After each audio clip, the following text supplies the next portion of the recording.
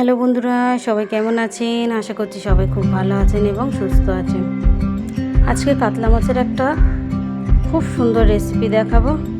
আমি যার জন্য মাছের মধ্যে সব রকমের মশলা মাখিয়ে আধ ঘন্টার মতো রেখে দিয়েছিলাম।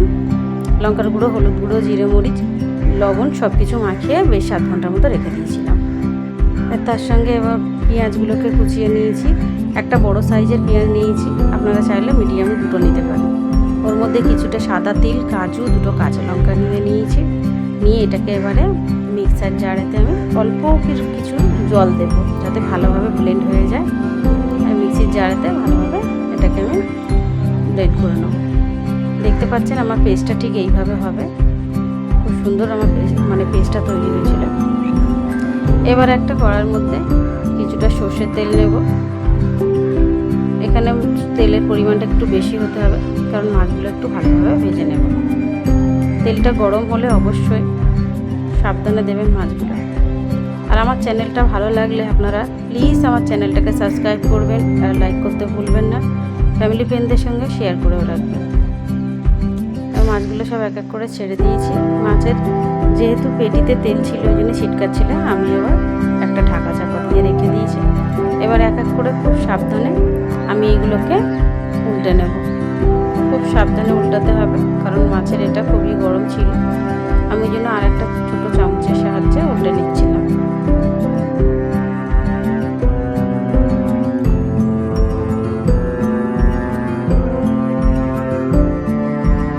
উল্টে একটুখানি চাপা দিয়ে দেবো। আর এক দিকটাও ভালোভাবে এরকম লাল লাল করে ভাজা হয়ে গেলে এক এক করে তুলে নেব।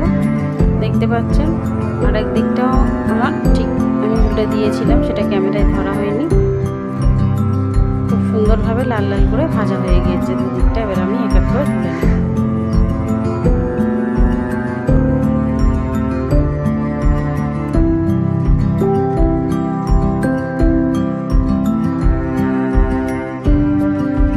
মাছগুলো সব তুলে নিয়েছি। এবার ওই তেলের মধ্যেই আমি বেশ কিছুটা জিরে ফোড়ন দেব এবং একটা শুকনো লঙ্কাকে ভেঙেও ফোড়ন দেব।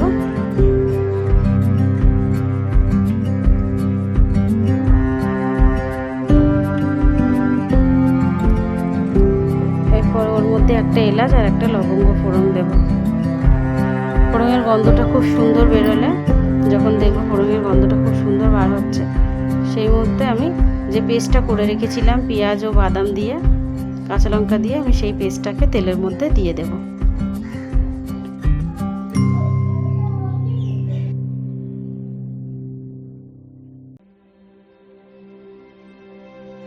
এটা দিয়ে বেশ মিনিট খানিকের মতো একটু ভেজে নিতে হবে।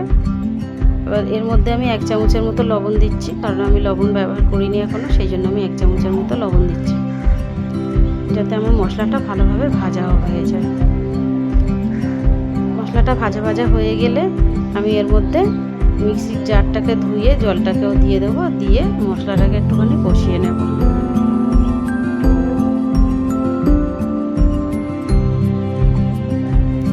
এবার আমি 1 চামচের মতো আদা রসুনের পেস্ট দেবো। কাতলা মাছ বলে এখানে আমি আদা রসুন দুটোই ব্যবহার করছি। এবার এটাকেও ভালোভাবে নেড়ে নেব।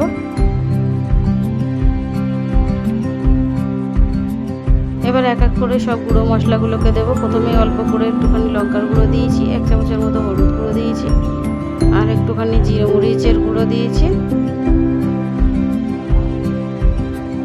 দিয়ে এই মশলাগুলোকে সব একসঙ্গে ভালোভাবে নেড়ে চেড়ে নেব।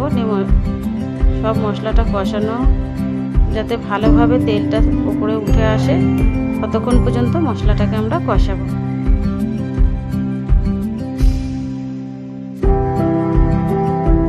দেখতে পাচ্ছেন তেলটা উপরে উঠে এসছে, খুব সুন্দর মশলাটা কষানো হয়ে গেছে। এরপরে আমি একটুখানি কস্তুরি মেথি হাতের সাহায্যে একটুখানি ভালো করে ওর মধ্যে দেবো, যাতে মাছের গন্ধটা খুব সুন্দর আসে।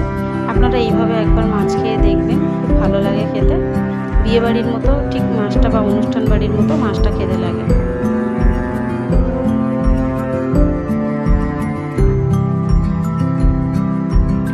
এবার একটুখানি জল দেব। জল দিয়ে ভালোভাবে নেড়ে চেড়ে নেব। নিয়ে যতটা এবারে জলের দরকার মাছটাকে দিয়ে, যতটা মাছটা সিদ্ধ হতে জল লাগবে ততটা বেশ জল দেবো। আপনারা চাইলে আর একটু কম করতে পারেন। এবারে এখানে আপনারা চাইলে একটুখানি চিনি ব্যবহার করতে পারেন, আর লবণটাও চেক করে নেবেন। নিয়ে আমি একটুখানি চাপা দিয়ে দিয়েছি যাতে জলটা ফুটে যায়, এবং ঝোলটা ফুটে গেলে আমি এক এক করে মাছগুলোকেও ছেড়ে দেবো। মাছগুলোকে দিয়ে এবার খুন্তির সাহায্যে একটু ভালোভাবে নেড়ে আমি এটাকে ঢাকা দিয়ে রেখে দিয়েছিলাম বেশ 5 মিনিটের মতো। ঢাকাটা দিয়ে রেখেছিলাম, মাছ বেশি নরম হয়ে গেলে আবার ভালো লাগে না, ওই জন্য আমি এখানে 5 মিনিটের মতো মাছটা ঢাকা চাপা দিয়ে রেখে দিয়েছিলাম। এবার ঝোলটা শুকিয়ে গিয়েছে, দেখতে পাচ্ছেন মাছটা কত সুন্দর হয়েছে। Thank you.